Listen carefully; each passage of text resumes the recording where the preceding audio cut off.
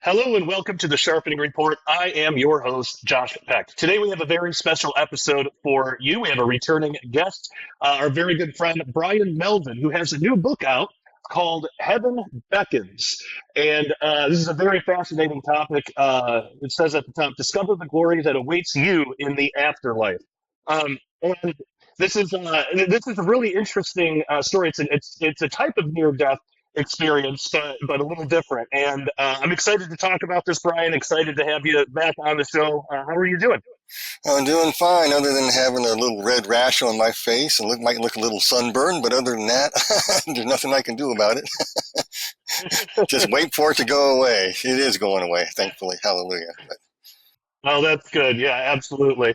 Well, yeah, really glad to have you back on the show, especially to talk about this topic because, a lot of Christians nowadays, they feel kind of hopeless, especially the way that the world is going. It seems to be getting worse and worse and worse, and it's easy for us to lose sight on what actually awaits us.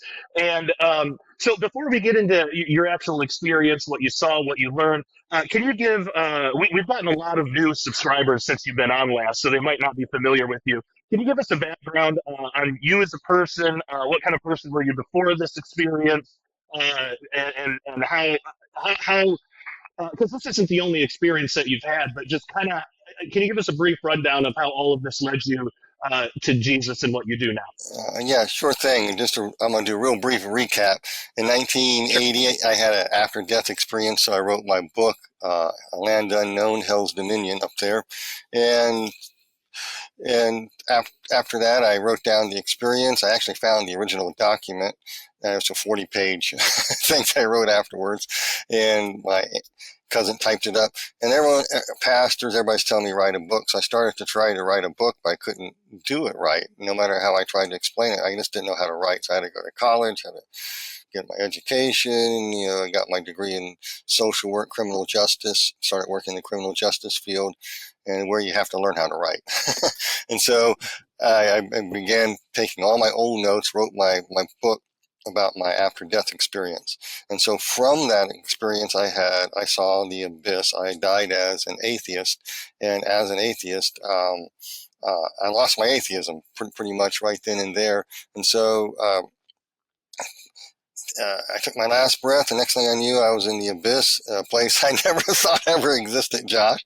I didn't think any of this ever existed. And uh, and then it was a rude awakening. And then when I was allowed to come back, and the Lord permitted me to come back by His grace alone. And I shared this with you on your channel before. And so He allowed me to come back. And so I had post-traumatic stress really, really, really bad. It's real. Seeing this place really messed me up, and I thought I had to work my way to stay saved and had to earn my salvation. I had to keep myself saved.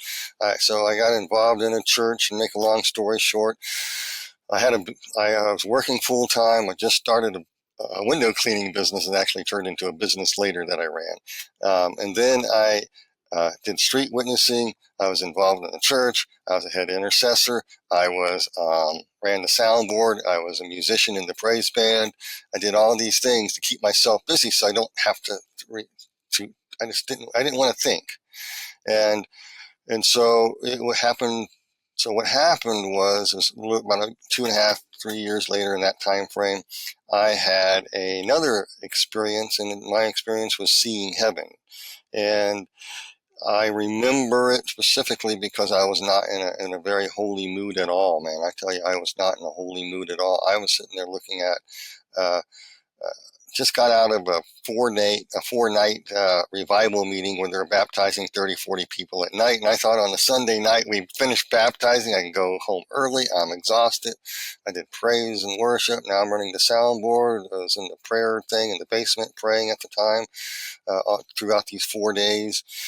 And so everybody left me and holding the bag. And so I had to put up all the sound equipment, secure the building. I was, all that stuff you do.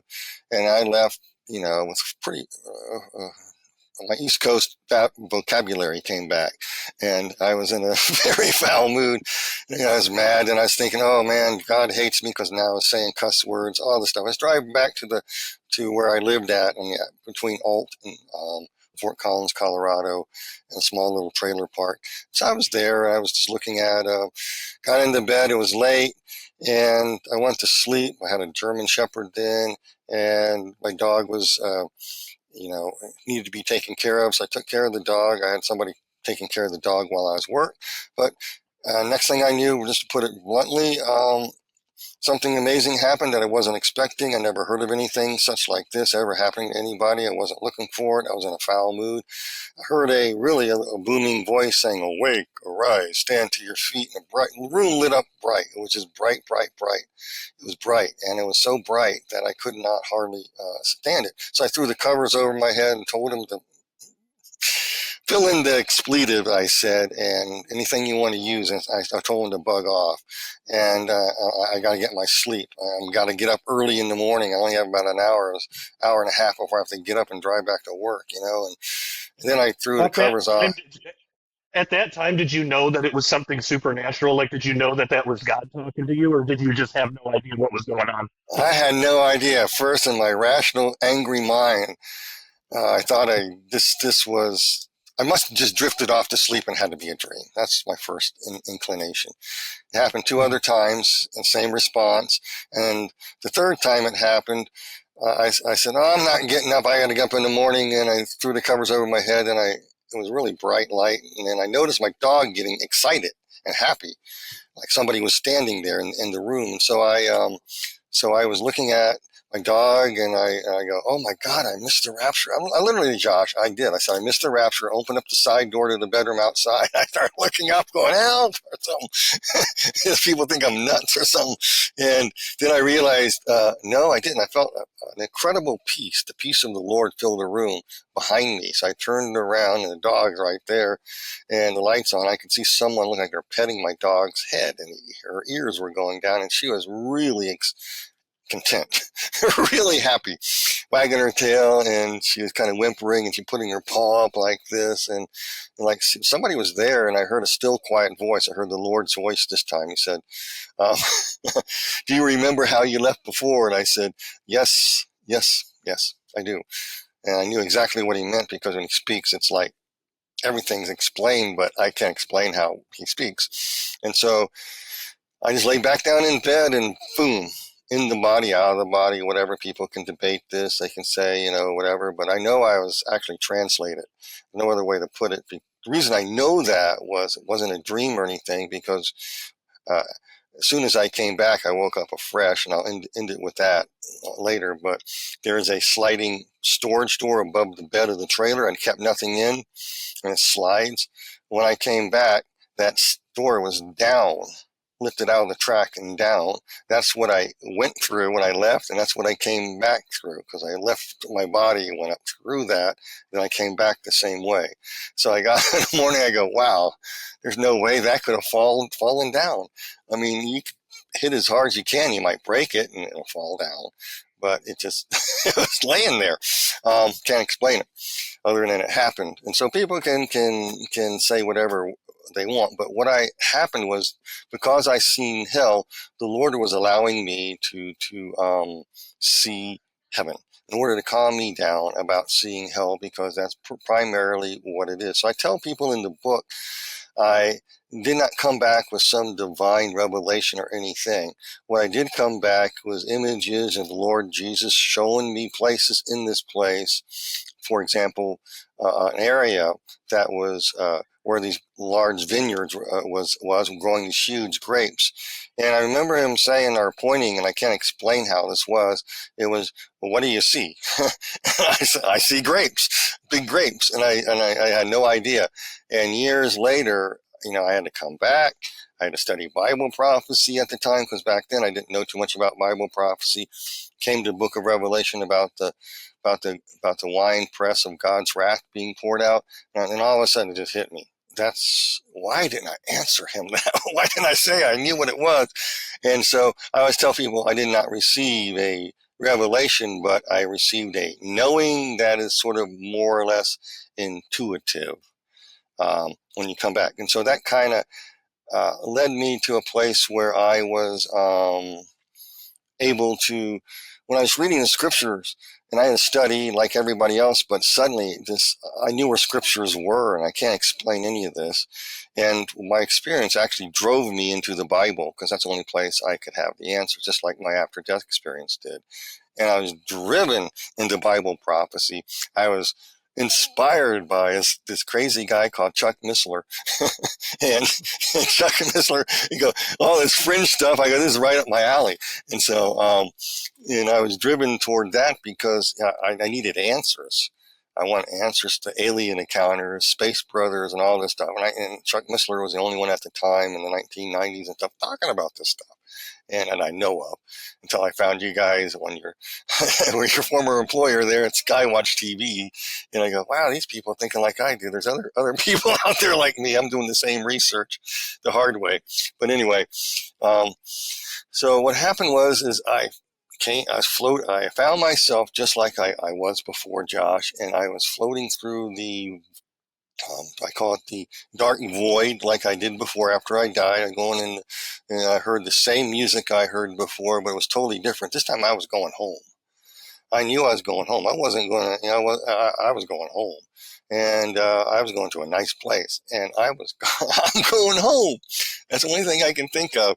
And it felt so good. I felt the love and the compassion of Christ again. And I heard this beautiful music and explaining all kinds of things about God's attributes, his character, and his nature. And that's primarily what I came back with, is an appreciation of who the Lord is according to his character and nature, which is amply discussed in the Bible. It's right all in the Bible. It's all right there, right in the Bible. And so I was looking around and chilling out, floating in this dark void. And then I saw the rock. I suspended in space, just like I saw before. This time I saw Jesus, and he didn't have a hood on. And I landed right like where I did before, and he walked down some stairs toward me, and I fell forward again. I fell down some. I don't know how I stood up. Somebody picked me up again or whatever, and I stood before him, and he smiled. Boy, talking about that. And all these people ask me, what does Jesus look like? And I go, man, I've been avoiding this for so many years. Okay, I tell you what, he looks like one like the Son of Man. And so it's like in Mark chapter 16, Jesus appeared in another form to the two disciples. Mary Magdalene, when she saw Jesus, she saw him as a gardener, didn't recognize him. I saw him. He looked very Jewish at first, and then he would change. And that's why I say he looked like one like the Son of Man, just like Zechariah says, because there's no specific thing I can say. I saw him primarily as Jewish, somebody who you wouldn't pay much attention to, see him on the street, but he had an infectious smile and a compassion about him that drew you in, and that is beyond anything. And so I can understand why the world that didn't, that the religious world and at that time would reject Jesus, and the sinners would invite him in, because he was the life of the party. He didn't drink or nothing, but like that. But he was his ambiance is what was so compassionate, and he was a joy to be around. And I came away, when I first landed before him, thought came to my mind is, why would anybody crucify him? I'm still asking that to today. And so he said, said something to me to the effect of, you've seen a lot, and I'm going to show you a place. I'm going to show you heaven, and you're going to find rest, something like that in that line. So where I landed, we turned, and it looked like a sheep gate. There's like a rock wall there where somebody would guard the sheep when the sheep is in the pen. Everything is symbolic that I saw. And I saw a wall, and I just walked this path going along the wall, and I intuitively knew to look at everything and pay attention to every detail. It just came kind of natural.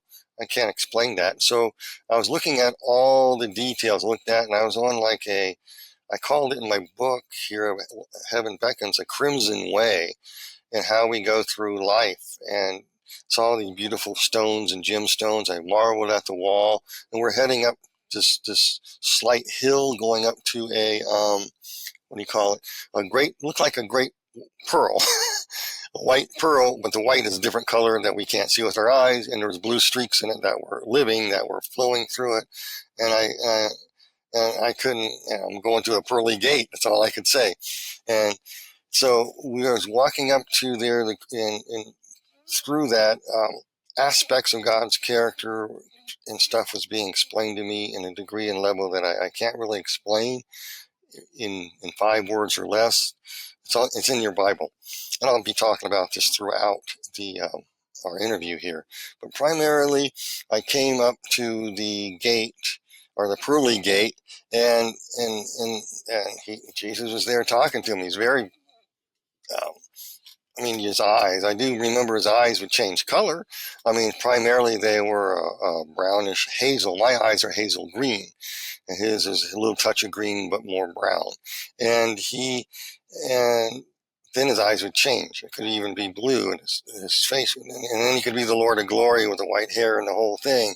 But at this time, he was kind of Jewish looking, and very Jewish looking, and it was like this saying, like, just pay attention. What do you see?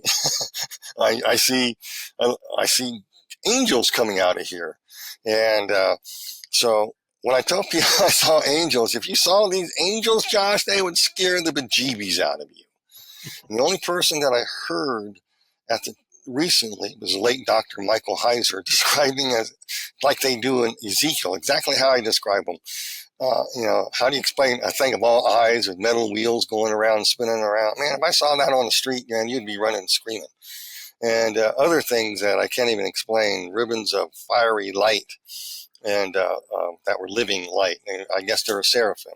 And they were all going out from what I intuitively knew as a meeting place at the time. I called it a meeting place. I later come to call it the Heavenly Council, and other people call it the Heavenly Court or whatever, but I call it the Heavenly Council, and they get their marching orders to answer prayer and do tasks for the Lord and do things for us on earth, and that's what I was seeing.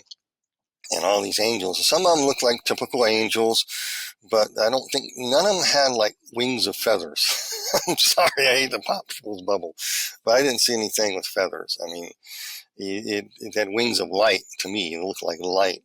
Or are they road disc? And some of them have 4 faces, others not. There are different types of angelic beings who are going out to. And they would appear as human agents sometime on Earth. I knew all this because I could see it. I could see them, and I was just watching this, and it was like they were answering prayer. And I tell often, even when I do my testimonies and stuff, I speak often. I say, hey,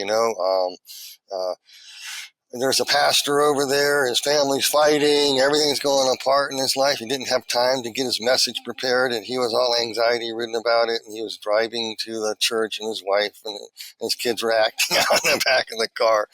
And what am I going to preach? And so he got in his office, and he was praying, and I just remember it was like this angel came down and poured something into him, and he got up and gave one of the best sermons he ever did in his life because he just surrendered to the Lord to do it. And I saw things like that. I saw the angels rescuing people, turning into human beings and getting them out of a jam or moving them out of the way from an oncoming car, things like that people shown on YouTube practically. It would be the same thing like that. And that was what I was seeing. And I was seeing, and it came to me is that God didn't have to do any of this because he's sovereign, but he loves his creation. And he likes to involve his angels and us in his creation because that's how he rolls. He doesn't have to because he's sovereign, but he likes to roll like that. He likes to include things. And then, with the death of Ahab, God gave him a chance to repent. So he supposedly repented and Ahab didn't. And so God basically was saying, oh, I had enough. And so as the prophet was telling Ahab, I was in the council chamber and I saw angels, and he says, what are you going to do about Ahab? Well, Ahab's time to go. Okay. You're going to die, Ahab. And he was telling him how, and he goes, okay, I'm going to put, God's a God of truth. So he tells him the truth. Ahab the truth, I'm going to send a lying spirit to you. I like that idea. And I'm going to get rid of them. I can chap them like that, but this sounds cool because it fits in the plan of Jehoshaphat and all this. You can put it in the Bible so we can learn things from it. It's what I'm trying to say. And so all that was kind of made real clear to you at that time. And then he kind of motioned for me. I remember him smiling, and then he walked. This is all very natural. I mean, it's like it's the most comfortable thing in the world. It's totally accepted in the beloved. That's what I was drifting into, going toward heaven. That's what I felt there. And this time we're going to enter heaven that was behind the wall. And so we went through this narrow corridor in this place, in this pearl. It was beautiful. Again, the light you can't see with your naked eyes or anything like that. I call it white with blue streaks that kind of move through it. And so I'm going through this thing. Jesus is walking in front of me. You go through single file. And I just noticed that it looked like someone chiseled this place with nails. And sometimes you'd see a spear point in it. And so basically it was, I was walking, and, it's all the symbolism just came alive to me. In this part, I put in my book in the best way I could. It was like all of a sudden I was walking in front of Jesus, and then I could view into the past as though through a dark veil, though I couldn't see people's features or what they actually look like. I could hear the language they were speaking in, and I somehow could understand what they were saying. And I saw this guy in front of all these people talking about getting rid of Jesus, and then this other guy coming up later, and they give him money. And I could see the attitude in the heart of this individual who received the money. I know in the scriptures who that is. In fact, what does he look like? I don't know. It wasn't like I was there. I was like walking. I was fully conscious walking through here, but like when I would touch the wall and stuff, it was like seeing through a veil darkly, and I could see Jesus walking in front of me. Then all of a sudden I saw Matthew chapter 26 and 27 being played out, the crucifixion and everything that went on. I saw the betrayal, the abandonment. I saw this guy cut off a guy's ear and Jesus patch it on. I remember when he said, "I am," 3 times in the garden. "Are you Jesus?" "I am." They stepped back, then they fell back, and they fell down. And he said it again when they're trying to get up. They got back down. It's like, this dude ain't natural, and I saw all this stuff. I saw him crossing the Kidron Valley. I saw them do these things to get to the Garden of Gethsemane, and I saw all this stuff, and then they put him on trial, and I was doing that, and I go, wow, this is an aspect of the cross, you just don't hear taught. It's how we put Christ on the cross by how we treat each other. How many people have we betrayed, abandoned, sold out to, stabbed them in the back, promised them things? We're all guilty of that. And we've lied. We bore false witness to get out of a jam. We've done all these things. He was taken to Herod. I kind of saw that. And it was like a scene from there. Then he was at Herod's, and these guys mocking him. "Dance for us, do this for us, show us a miracle." And it was like, oh my. How many times when I was an atheist, I did the same thing. Do something, tap dance on my head, Lord, do something to prove that you're real. And I never, at the time, paid attention to how many times he did, but I digress on that. But I just remember seeing all that, how it affected me. And then I see Jesus walking, I'm going, there is nobody he did not deserve that. And then I realized this is how we treat goodness. This is how we treat love. This is how we treat. Our love is superior than his love. Our ideas are superior. We're going to handle everything. We push the Lord out, and he keeps showing us how good he is. He makes the rain fall on the just and the unjust. He doesn't smack us down. He allows us a free moral will because he's absolutely just. If he didn't allow a free moral will, then he would not be just. And he designed us for a particular purpose. He spoke in the Garden of Eden that we gave us dominion to exercise the earth. We were created in his image and likeness. All that is shown to me. And that means that we were to reflect the fruit of the Spirit in how we govern our world. That's how we exercise dominion. and take authority is through love, joy, peace, righteousness, justice, so forth, etc. All the attributes of God. That's what with the image and likeness. The image were to reflect that, and that likeness were to reflect out in our exercise of dominion. That changed with the fall, and now we took charge. I won't get into all that, but those types of things I came away with going through that. And then I saw they're walking up this grade, and it's not quite at the top of the hill. If I remember, I kind of dug below it, and there were these places hewn out in the ground where they put crosses, and then they put them there, and there's places where people could stand just slightly below this and on this slight slope. And so I saw the nails. I saw that. Still upsets me today because he didn't deserve this. And he went about doing good, healing all. Good. He was great to be around. He was the epitome of goodness and kindness. He showed you who the heart of the Father, who the Father is, just like he said in John 14. And then they nailed him, and they had the two guys on either side of him.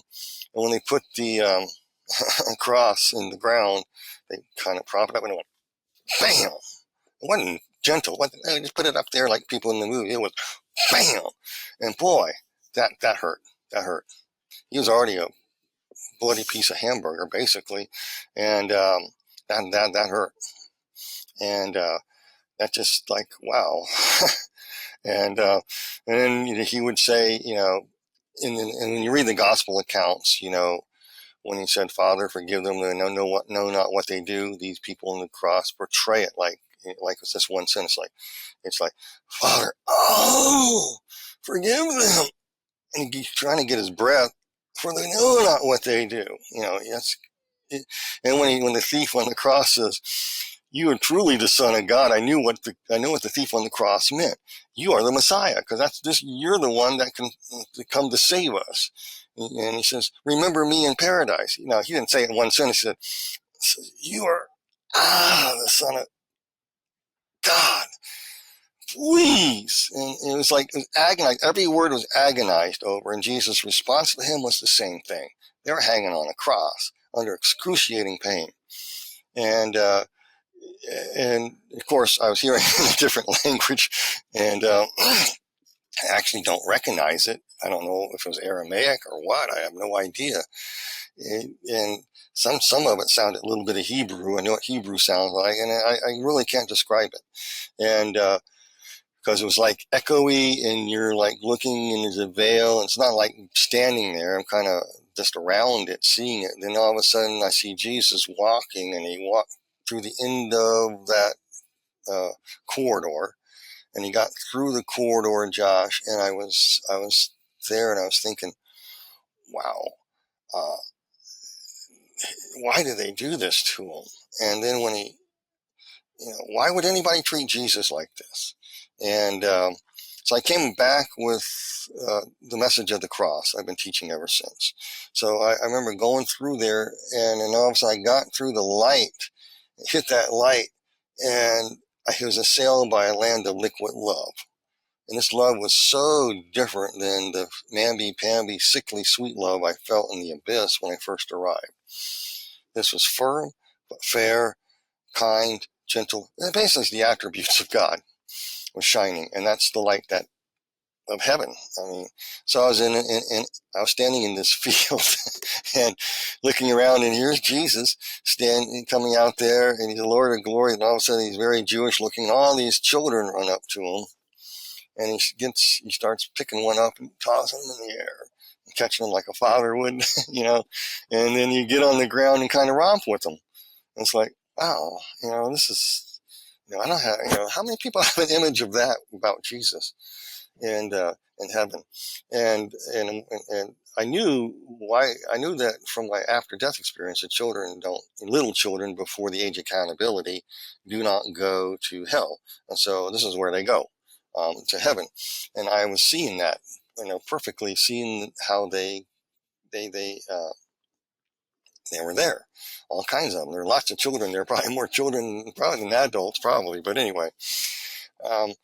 The next thing I knew, I nicknamed the place the Field of Reunion, because that's what it was like to me. It was like a field of reunion where you are everything is reconciled, where all tears are dried up, everything, all animosities dealt with, so Christians would come through, there's believers, accepted Christ.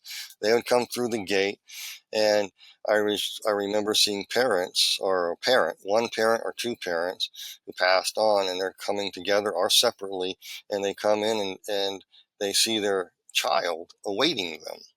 And they come up to, and the child walks up to him and he grows up.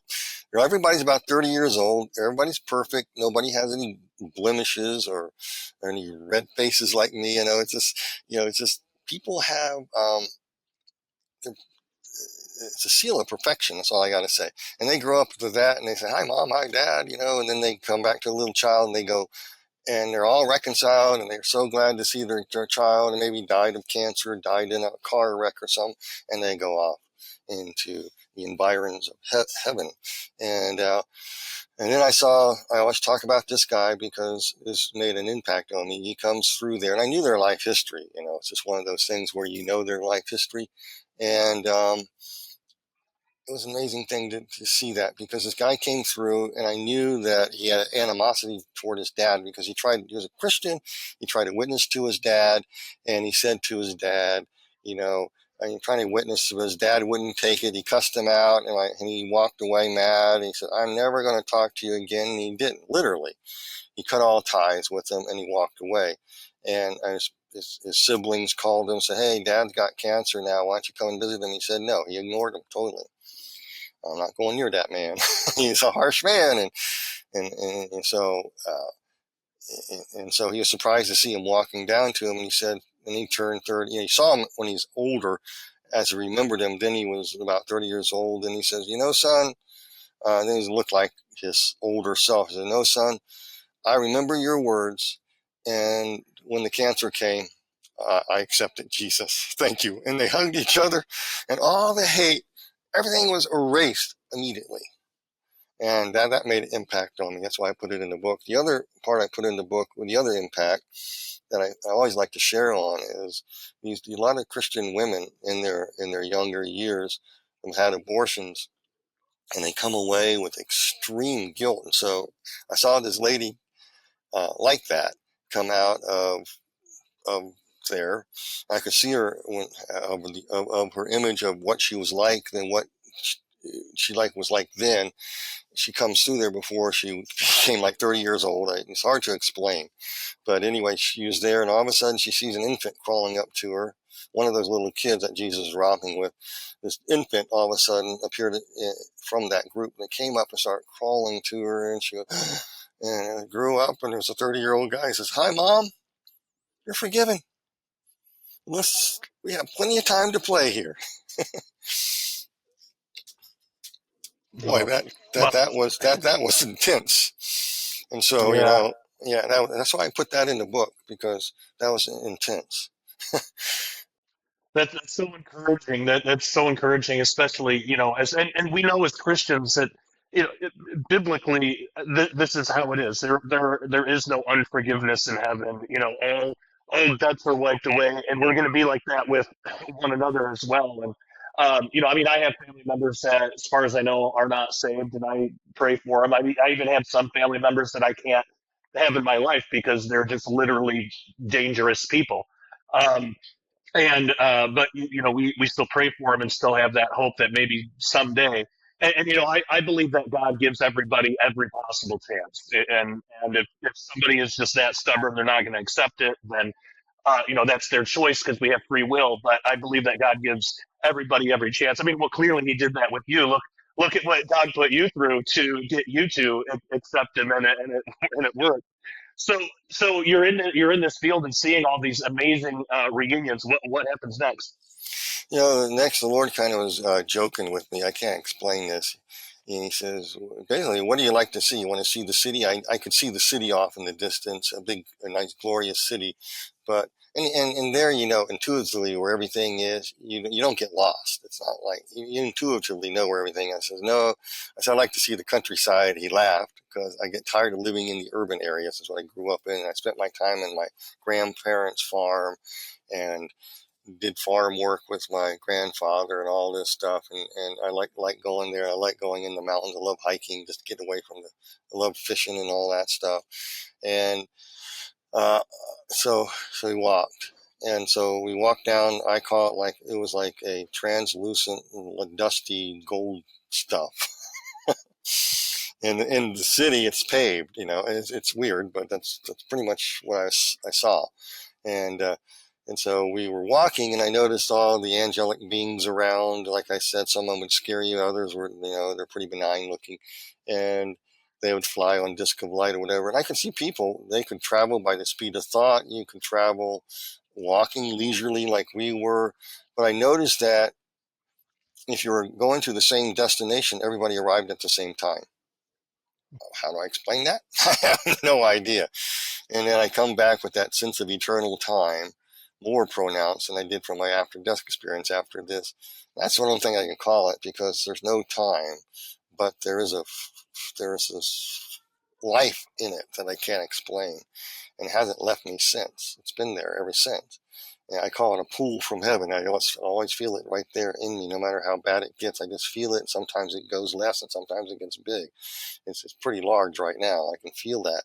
And so it's this sense of eternal time, and everything is going to work out. And you're there in this heavenly place. You're walking with Jesus, and I'm going to the beautiful forest, because I like trees. I like forests. I like hiking in them. And in heaven, you don't have to worry about predators like I do here in Colorado, where we come across mountain lions and bears and everything else. So lots of those encounters. But then I noticed animals in heaven. And I remember telling this. I didn't think anybody would have any argument with this. And boy, people came after me. There's no animals in heaven. I go, who says? Are you God's counselor? It comes out of my mouth. I don't know why I say it. What are you saying, that God can't have animals? Yeah, I agree. Animals don't have the same function, and some of them certainly look quite different than the ones we have here. But God created animals, and if he wants them in heaven, he's sovereign enough, he can. So big deal. And I'm not going to say what God can and cannot do. I mean, if you're a God's counselor, can I have your autograph? I never met one. That God can't do anything without checking with you first, okay? Make sure, he's doctorial sound, So, yeah. Well, I get a little feisty on that one. But then, so I'm talking about these animals. I never saw any lizards or snakes. So if you like lizards or snakes, I guess you'll be out of luck. These look like cows and horses, lots of horses, cows, and I saw dogs, cats, and it sounds strange. And I saw like bears and mountain lions and stuff like that, and big, what do you call them, Kodiak bear stuff. They're similar to it, but they're very tame. They're very tame. And they're no threat. And people were taking care of them. I'm walking by, seeing people taking care, brushing them and stuff. It came to me at that point that we were designed to take care of God's planet at the time in a similar manner. And we lost it. And we got what we got now. Boy, we sold out. Boy, did we sell out. Did Adam and Eve sell out? And that world is gone. Now in heaven, it's restored. In the new heavens and earth, it's going to be restored. It's going to be partially restored in the millennial kingdom, but fully when the new heavens and earth come. That's what I came back from it. And so these animals, does this mean animals have spirits? I don't want to get into that argument. If he wants animals there, however he does it, he can certainly do it. He created them and he likes them. And some of them are not of this earth. I couldn't explain to you what they look like. And so I was seeing that and I go, oh yeah, this is pretty neat. I'm chilling out, walking in this place, and he's joking. People would come up to Jesus, talk to him, and we're going to go through the woods. We came to like the center apex of the woods, and there was a couple of roads that branched out. And these two women came up to me and they asked Jesus, can we tell them who we are? And Jesus says, no, not at this time, wait. And in other words, I wasn't allowed any communication with anybody there. Angels, yeah, but not human beings. Kids, yes, but I can talk to them, but they were just kids. But these adults, I had absolutely no idea who they are because they look about 30 years old. And so it intrigued me all these years trying to figure out who these ladies were. I did find out. I estimate that one of them, I wrote this in my book because I wanted to show in the beginning of the book that the church is dysfunctional and God's got it under control. And they teach wrong doctrines and stuff like that. But one thing that the Lord told me to share in the book was the message of Revelation chapter 2 and 3, and that's non-negotiable. So I put it in there in the book, and he had me put it in that way, real super short, sweet one. But anyway, but then my own issues, my own problems that he was healing me of, and that I had a partial cleft palate. My parents, to save my life, had me go to the surgery. I was probably 2 years old. My mom goes, "How do you remember this stuff?" Well, I put me on a gurney, and I was strapped, and these guys in white suits and stuff took me back, and I was screaming at you, Mom, why? And she goes, "How can you remember? You're only 2 years old." And then I remember going into this ice cold room. They put ether over me. This is back in the 60s. I am an old geezer, But then afterwards I repaired I did not have that punching bag, that uvula thing in the back. They had to rebuild. Part of my roof of my mouth has bone. The other part is totally soft. So I have what is known as a soft palate. And so they had to remake my whole mouth because I couldn't eat, because it was hard for me to swallow. My sinuses were open, getting ear infections and all this stuff. And so they closed it up. I'm a little tight. So what did they do to me? And this is the part that the Lord revealed to me later after I could handle it. I was strapped to a bed, had hoses in me. I was scared to death. At that time, they didn't allow your parents stay with the child. And so and I tell my mom all this after I got healed of it, and I saw all this. She says, "Yes, I thank God there was an older lady in there who had gallbladder surgery, and she sang to you." I remember that. I remember this lady singing to me. I had dreams about it. I have no idea who it is. I think that is one of the older ladies in her 30-year-old form, and she wanted to say hi. But I really am strongly going in that direction. That was one of them. The other, I have no idea who the other lady was. It possibly could be my my 5th and 6th grade teacher who taught me how to read. That's another story. And so we passed that point, and I saw these trees there, and it was like, what came to me was, I opened up the Bible later. It's like, what do you see? I see trees and people taking care of trees and plants, and this is beautiful. And I never seen trees like this. This is what I'm thinking and saying to the Lord. Come back. I read Isaiah 61 is, the Spirit of the Lord is upon me, and he talks about to set at liberty those who are captive, give good news, and heal the broken heart.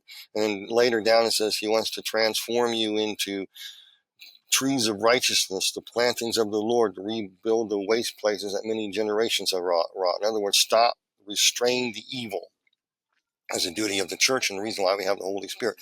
Restrain evil.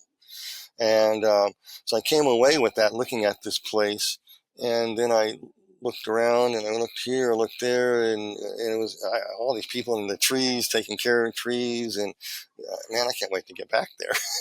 It was beautiful, Josh. I can't even explain it.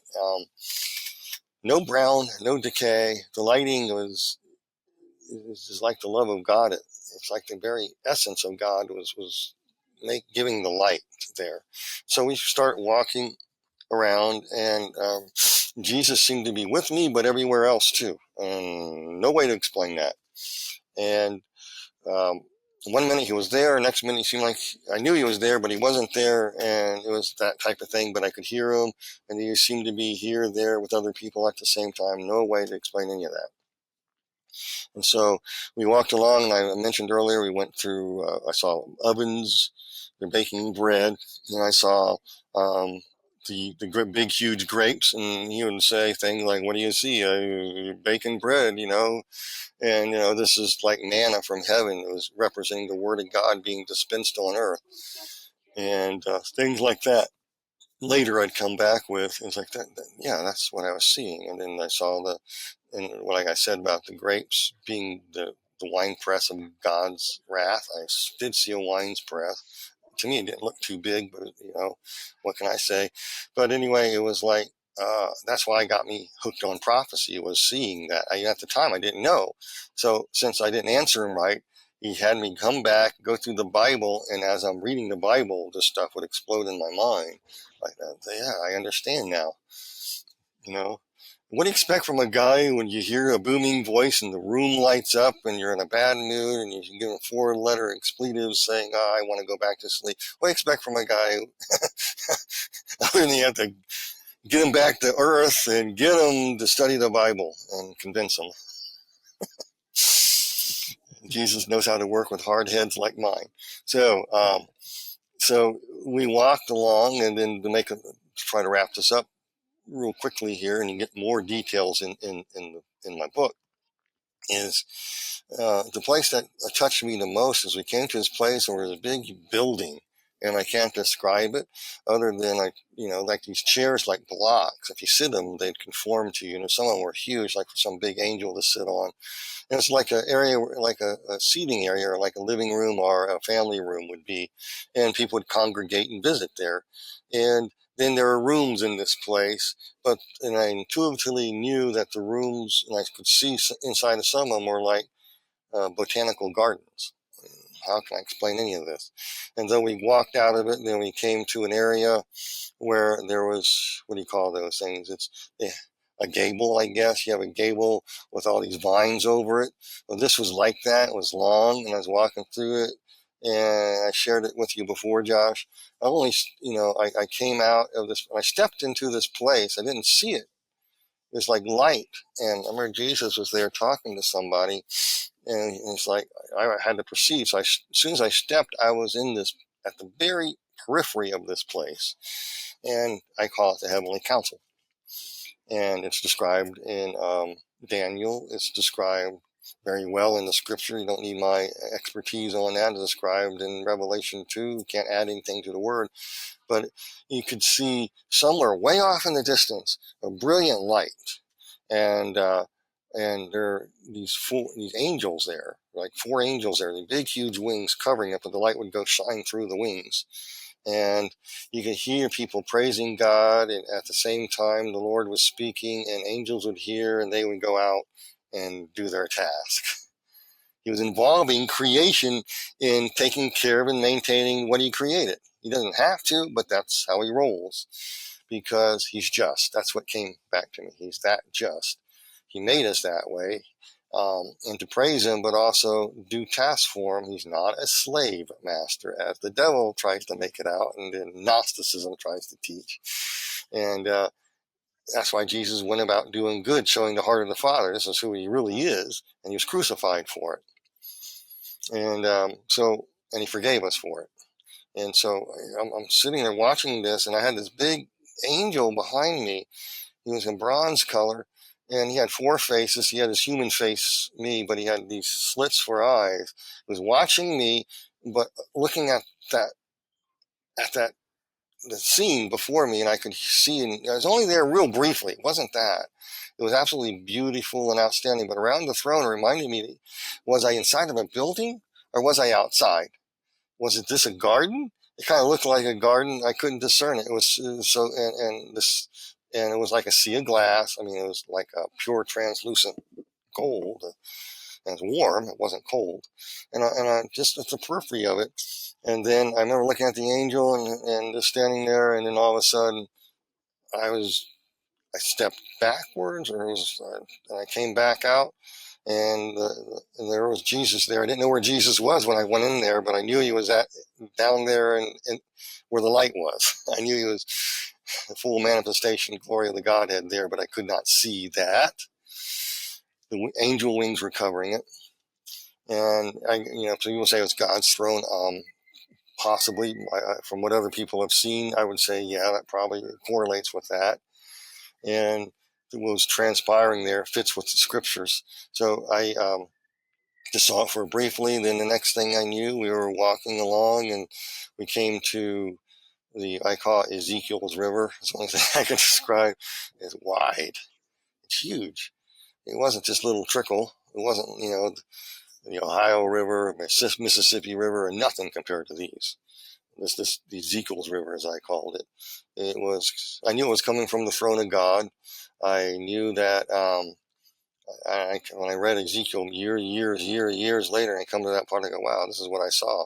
And I saw this tree from one end to the other end going over it and the leaves dipping in it. And I knew none of this stuff was in the Bible, but I saw this stuff at a distance. Came up a little rise, I could see it, and then we walked down to the river alongside of it for a bit, and it was beautiful. I never seen anything like that. People along the side of the river, angels, there are people, just amazing thing. If you like water, you're going to love this place. And people could swim. You could do whatever you want. You can dive into the water. You can, people were in that and there, and they were taking care of things there. And so there was a tributary. I saw several tributaries, but when I say tributary, people think of, from the mountains, the tributaries flow water into a river and it gets wider. This is the opposite. From this river, the tributaries were flowing out, and there is no physical law of physics there are totally turned on their head there. And so water could go uphill. I know people say, what? Yeah, but at the same time, it's going down at the same time. Well, no idea how to explain this. So we came and followed one of the tributaries where the water of life was flowing out of it. And this part, I wrote in my book, and I'm amazed by it. To this day, that I saw all these kids again, because kids were always coming around Jesus. And he got into the stream, and the kids were playing, and they had this kicking water. And there's people who are, there's some people, I call them God's counselors, hate this part of my testimony, but let them hate it. And so these kids they're like having a water fight with Jesus, splashing him. He's flashing them back. And I saw something about Jesus I've never saw before, and it's always remained with me. And he's the Lord of glory, but he's real. He cares. He's a sovereign, and you know who he is. And if he want to turn you into ashes, he could. But you don't have to worry about it because he cares. And he cares like these little kids, and he cares enough to have a water fight with them and play with them. And he said something, says, ready? And they all started splashing water on me. And I wouldn't splash water on Jesus. I couldn't. I was kicking water on and splashing on that. And something happened to me, Josh. It was like the seeing of hell and walking in hell was erased. Post-traumatic stress was erased. However, I still have dreams about it. Sometimes, like the other day, I found my original manuscript about hell, and I found a place that was edited out of the book that was in there, but I edited out, and I started to shake. I go, no problem. I can Lord, thank you. It's gone. This doesn't control me. That's what I'm saying. The PTS doesn't control you. I might have a flashback, but who cares? I know what this is. I'm not being cocky about it. It's just like it doesn't torment you. It doesn't bother you. It doesn't hurt you. You don't think about that anymore. It is one of those amazing things. And so right then and there, that left. And some other things, that healing that came later from that experience, I put in the book to different places in the book. And there's one place in heaven that I wrote about in the book, and I wrote it in the chapter's called A Box of Nails. And I think that's when people say, oh, they saw heaven and the people were teaching and learning things. Okay. Well, I saw something very similar, but what they were learning was how good God was in this life, and how he explained things, and how he's giving them perspective of what they went through. So you have these people like you or me up there and saying, this is my life. This is what Jesus did for me. And he's explaining, and as you're explaining, you can see the things in your head, what they went through. And, someone say, oh, I was violently raped. It sounds really strange. And I went through it. I cursed God and all this stuff. And then I met Jesus, and he took that pain away. And you saw the sovereignty of God at work, how he puts things together and people together. They put them together and they connect. Then they break apart, and you don't know whatever happened to them. And he shows you all that thing of how you affected one person's life and affected another person's life. And I wrote that in the book, and that was my favorite chapter to write, because I did that deliberately because I wanted to. I didn't put people's names, and I told in the book this is a close facsimile. I'm not revealing names, and I did it the best way I could, because some things are out. You don't want to give anybody the wrong impression or anything like that. So you can get an idea of how the sovereignty of God works through a box of nails. You have to get the book to find out what that means. And so those are the things that I saw up there. And then the Lord said it was time to leave. I said, okay, and we walked back through the city. And there's no city I ever seen, but I almost wish I would have went there first. But and it was like the all outdoors, but it was beautiful. All the buildings are outstanding. The geometric shapes there are wow, it defies the laws of physics, in my opinion. Some of them look like they're ancient buildings, and others look like like glorified pueblos, and the golden stucco, and it was an amazing thing to see. And we were walking through, and I knew where everything was, and he was the Lord's laughing and joking with me, and I'm kind of joking back with him, and it's like a rapport. He had an ambiance, and you have a rapport with him as a friend, like a friend of the deepest, closest friend, and you can bat around and say things with each other, and there's no offense taken. I'm not saying we were offending each other at all. I'm just saying it's just like a good, friendly rapport. You just knew where you stood, and he knew me better than I know myself. And I approached prayer that way. I talked to him the same way. And, people here go, "You talk to God like that?" Yeah, he's real to me. I mean, he's real. And why should I hide anything? He already sees everything I am. I make mistakes just like everybody else. I sometimes get it wrong just like everybody else. I have to repent like everybody else. I ain't nobody special because I had this experience. And so I'm just talking to him, and we kind of jokingly, we kind of walked our way down there to a long banquet hall. I don't know how a building like that could stand, and technically how big it was, how wide it was. And we walked from one end to the other real fast, but it seemed like it was slow. Inside was a banquet hall. The tables were low to the ground, and you had cushions you recline in. And this was kind of unfamiliar to me. I'm thinking of tables like I'm sitting at now. In front of me is my computer on it and my green screen in the back. But no, and so you're reclining, and they were getting the beautiful utensils and draperies and tablecloths, and they were preparing this place. And I knew this was the great wedding hall. It just came to me. This is the great wedding hall. You're showing me this, and we're walking through it, and people who like to design and decorate and stuff and cook or whatever, this is a place for you. And you like to put things in order, you got a spot right up there. You'll be doing things like that in heaven. And it's like a working vacation you never tire of. It's not the only thing you'll be doing. There's other things there too, but if you like that, that's your thing. You like to decorate, you'll be welcome there. And husbands, don't worry. You don't have to worry about your wife saying that looks there and move that there, move that there. No, she does it. That's a joke. That's a joke. Only husbands can understand. But anyway, so we were walking through there, and we came out of the other end, and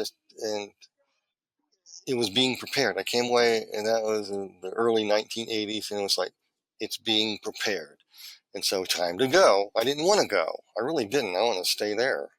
And it's time to go. So we walked back to the field of reunion and stuff, and I remember getting up there, and he turned around, as John describes this cube coming out of heaven is exactly what I saw. I'm going to leave it at that. I'm going to verify that part is true. and what a lot of commentaries say about it, stick with that. And that's all I'm going to say, because I'm not going to add anything other than that, just to verify. I did see it. It was being prepared, though. It was being prepared, and the time was coming. That's all I knew back in the 80s. The time was coming. I had no idea at the time when I left there, came back, I get in Bible prophecy, come back. I come back to that point in the book of Revelation of the new heavens and earth coming, and the new Jerusalem coming, and how God put it all together. It's just amazing in my mind how He used other people to help connect the dots too. Amazing.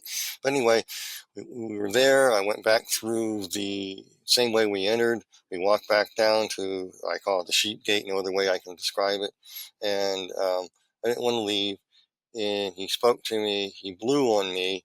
And I went backwards and went through the void again. And I came right through that upper above my bed, through that shelf area. Right as soon as I hit my body, I was up. The sun is shining. I was so invigorated. I was ready to conquer the world. I had the best night of sleep, and yet I didn't even sleep no more than an hour. I mean, wasn't even asleep. I went to work.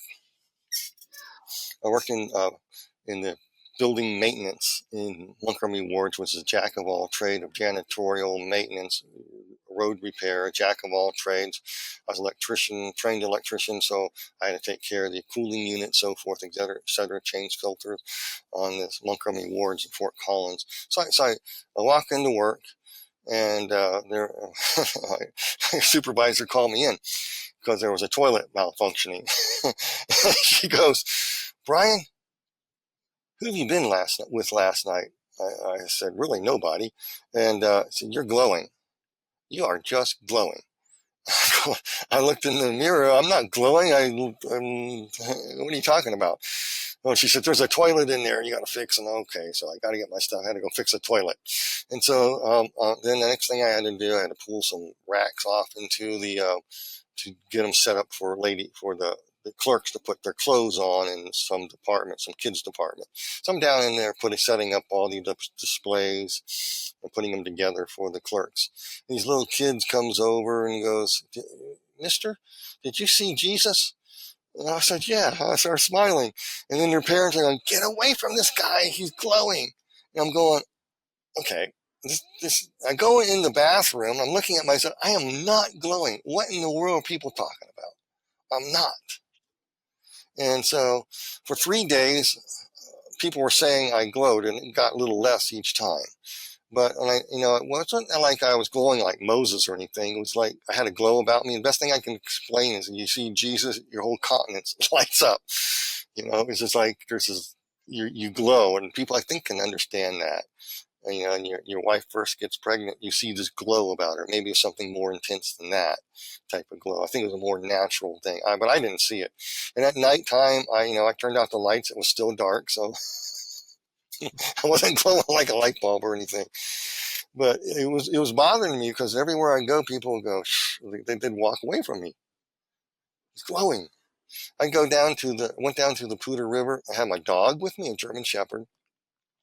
And I'm just sitting there, and I see ducks in the river and animals running around. I see a fox come up, and birds landing all around me, and all the animals around me. And I didn't think anything of it. I thought, man, whoever's been having these animals must have been feeding them. They're pretty tame here. And for some reason, my dog wasn't chasing anything either. I thought this was pretty odd. And then she even get in the river to swim because the dog at that time loved water.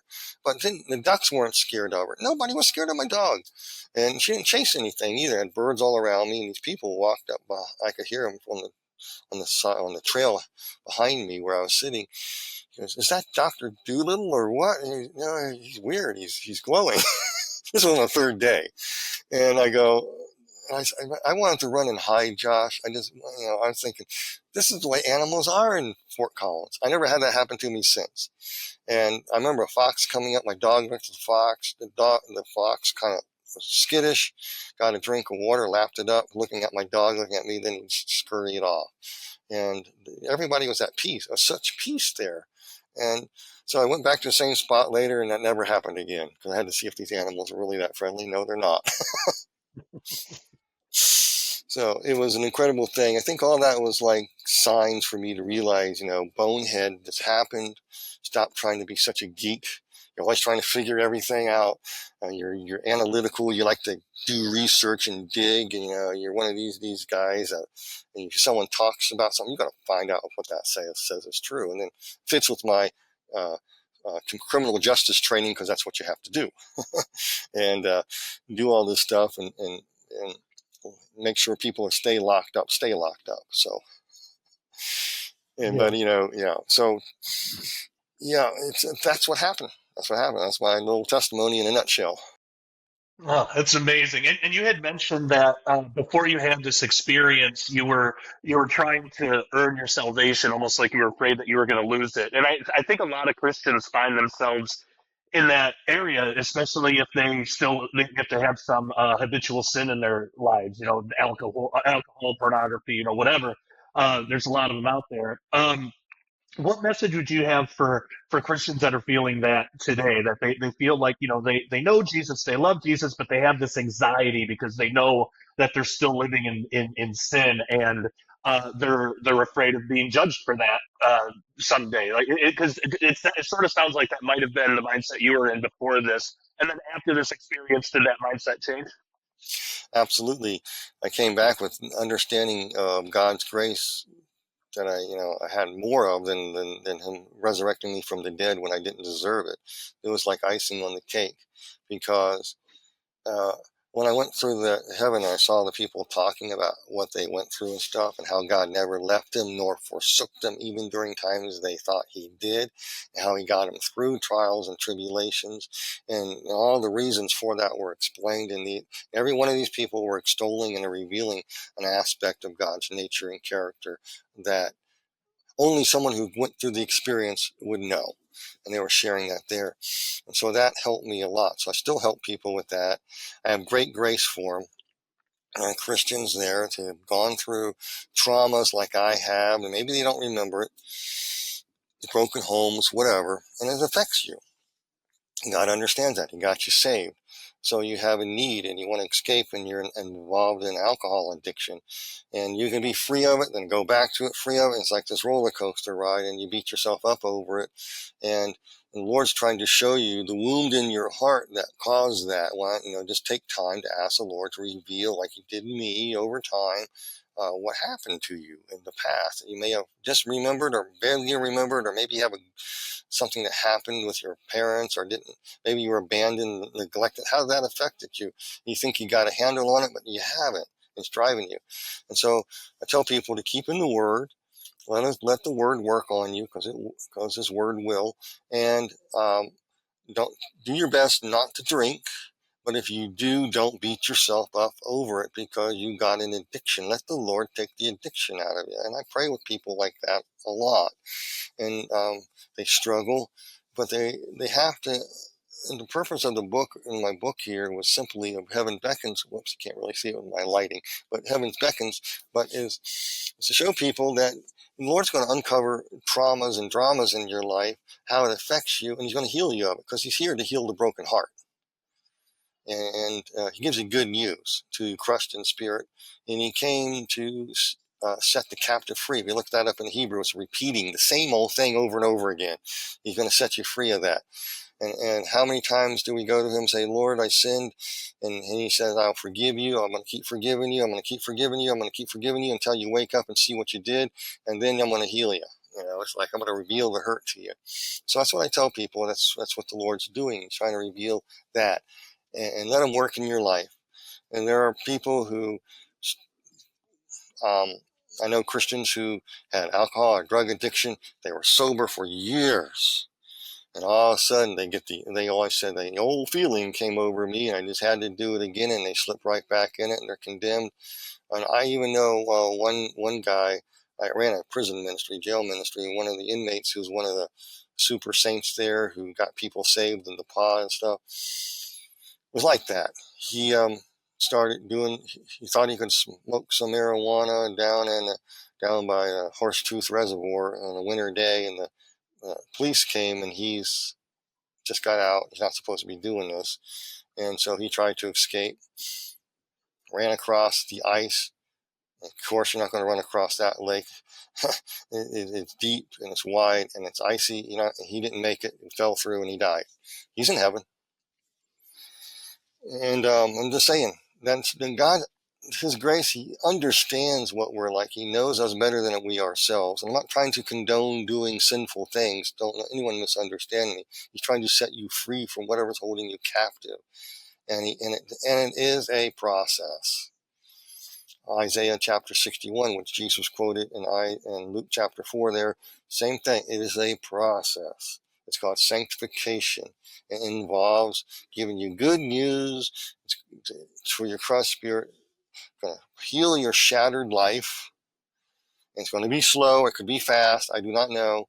And He's going to work through you with this each step of the way. And if we approach Christian counseling that way, and I wrote this in the book too, and I used the backdrop of a radio interview, or many radio interviews I did at the time over the years, back when you had to go to the station and put the headphones on. I love that. So I trying to explain, I did say, okay, how do I get this, what you showed me from heaven that I got later about the church being a hospital. And, I put it in there. And that's what the church is supposed to be alike. And, people are wounded and battered in life. They go into triage and you get saved, and then you go in the emergency room, and then you get operated on, and then you are there, and the nurses and doctor are ministering to you. And then you have to go to the rehab center where you learn new creation life skills. And you may fall, you may hate this. You don't understand why you have to go through all this anguish and pain. What is going on? It hurts. I would rather stay in the wheelchair. No, you can walk. And then you learn how to walk again, and then everything's fine, and you come back saying, I am going to be a triage agent. I'm going to start bringing people into the triage, and you become parts of the body of Christ, and you repeat the process over and over again and begin to help people that way. That's what the church was supposed to be. That way kind of restrains darkness too, that people don't realize. It's helping to put people's lives back together. And it reminds me of the first church I went to on a regular basis. It was a Southern Baptist church. And I had a drinking problem after I got back, after I saw hell, a real bad drinking addiction. And those people helped me break my addiction. They didn't throw me out of the church when I came in there. Came in drunk. I didn't know what it was like to be sober, Josh, honestly. And they helped me get sober. If it wasn't for those people, I wouldn't be here. And they demonstrated that aspect of the hospital type mentality. And later I went to another church, and so forth, etc. And went on my own journey. But and I went into basically Pentecostal Church of God, whatever. I'm a Baptist Costal, so that's what I call it. So I said, what are you? I'm a Baptist. I'm a lot Baptist and a lot of Pentecost in me. And I don't fit nowhere. So I'm strong on doctrine. You better be right about the Bible, and don't get me off on that crazy stuff. And I know God does. I've seen too many miracles and healings and seen too much stuff, and I don't deny the sovereignty of God at work either. Amen. Well, I'm right there with you as well. This has been really great, Bryan. Thank you so much for taking the time to tell us about your experience and what you came away from it. Where can people? Because there's a lot more in this book than we've been able to get to today. Where can people pick up Heaven Beckons? And what's your website, social media? Where can people find you online? Okay, you can pick it up online. There's online booksellers. Destiny Image is the publisher, and you can get it off their website. You can see it. You can get just type it in on the internet. There's bookstores. You can order it through your bookstore. Heaven Beckons. My writing name is B.W. Melvin, as you see on the screen there. And so that is how you order the book. You can get it off Amazon or wherever you like. or it should be in bookstores. I'm waiting on the publisher. I'm standing in the, you know what I'm talking about, Josh. You stand in the queue waiting for them to promote it. So Yes. they do an early release. I'm an early release, and it's like, okay, I'm chomping at the bit. Yeah, but anyway, so now that's where I'm at in that process. So hopefully they'll, when it's time and my queue is up, I can get out there. I'm chomping at the bits for that to promote the book more, and then it will go big time sale. So you can order it now on any of these websites that you see when you look up Heaven Beckons by B.W. Melvin. And then if you want to contact me or anything like that, you can contact me or support what I do. I have 2 email addresses. Is BWM, and you can put that on the screen when you're able to, Josh. BWMelvin #1 at gmail.com, and then Bryan Melvin #1. It's Bryan spelled with a Y.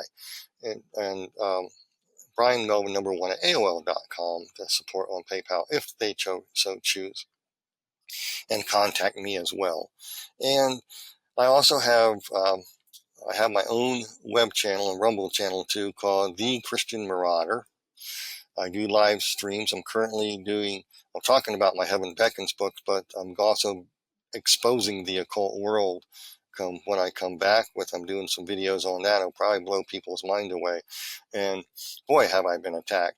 I did my last video and Restream did this beautiful update.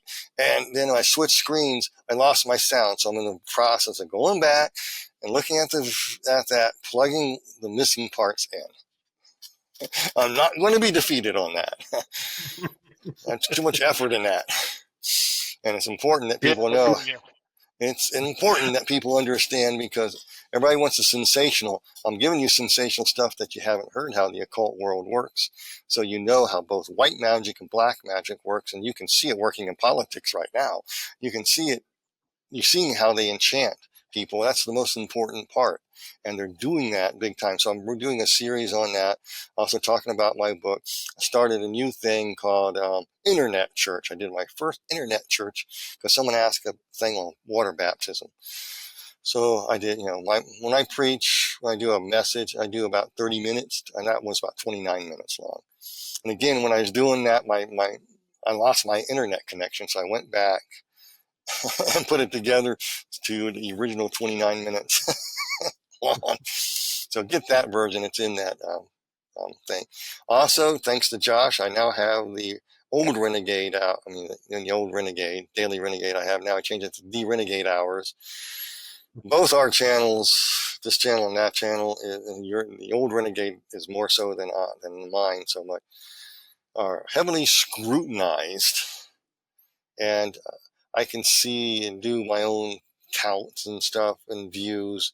They do not match. I've seen things decrease. I've seen likes decrease, shadow ban, other things happen. It's incredible. So I'm trying to get my Rumble channel up and running. It's called The Christian Marauder 2.